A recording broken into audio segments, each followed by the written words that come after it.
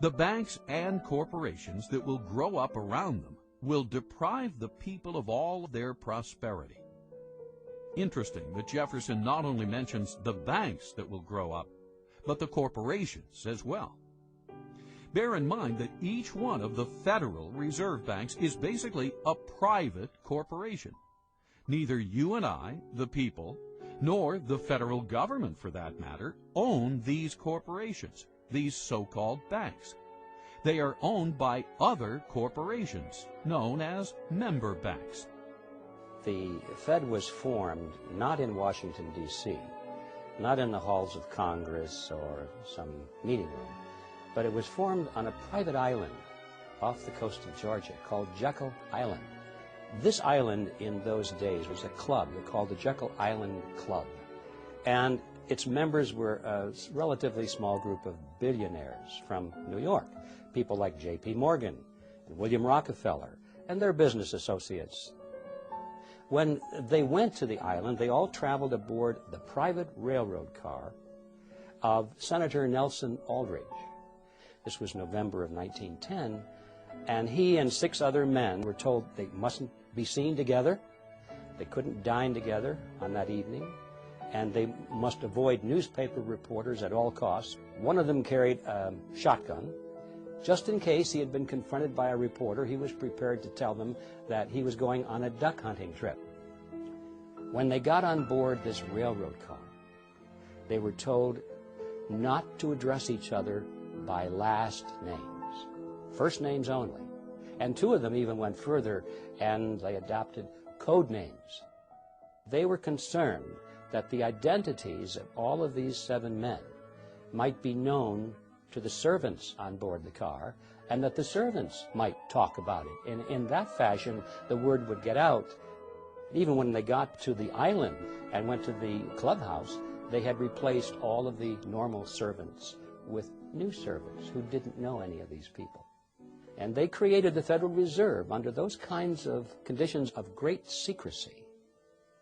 I can assure you that very few wars of history have ever been plotted under conditions of greater secrecy than that.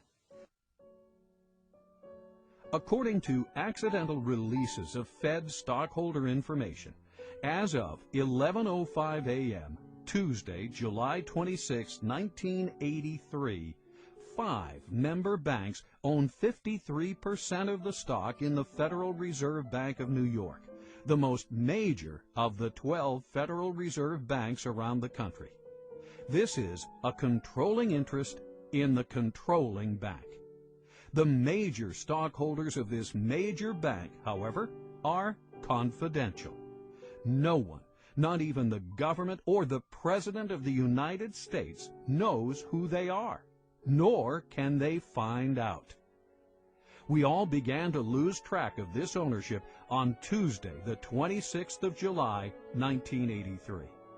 Only a small group of elite insiders knows who these owners or controlling agents are in present time. Does this sound like a Thomas Jefferson operation? Does this so-called Federal Reserve System sound like something Ben Franklin, the man who invented the pot-bellied stove and co-authored the Constitution, would set up?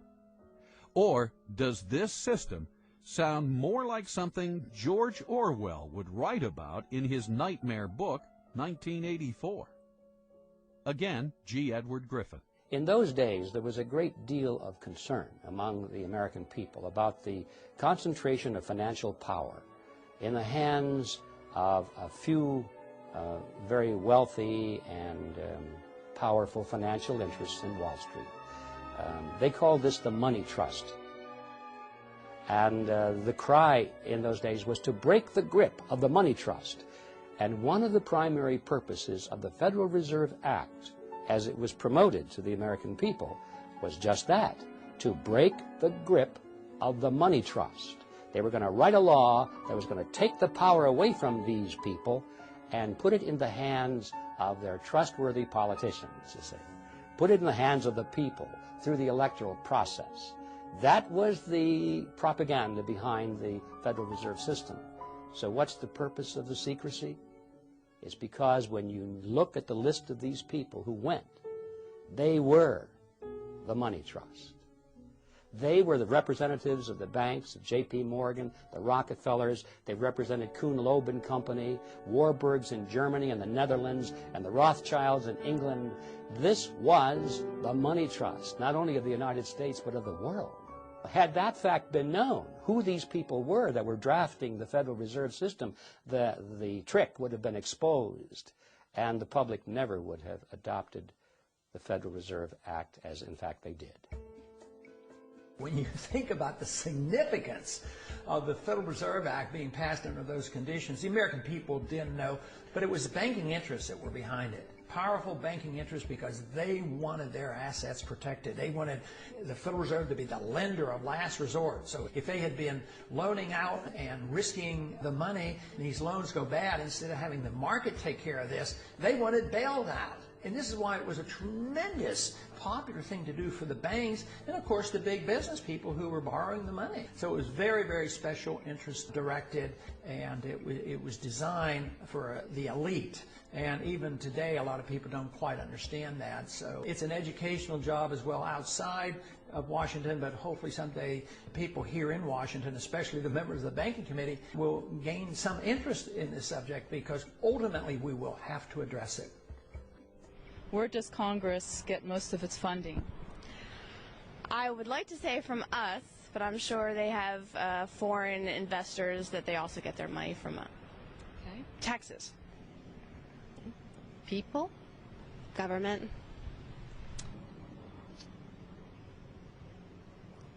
I guess it out of federal taxation, of course.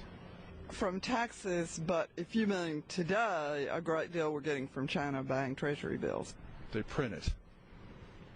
And can you elaborate on that? They have no funding. They have no money. It's all puff and mirrors. They have no money. It's all an illusion. There's not much in back of it. As we can see, the average American citizen has conflicting ideas as to where Congress gets its funding.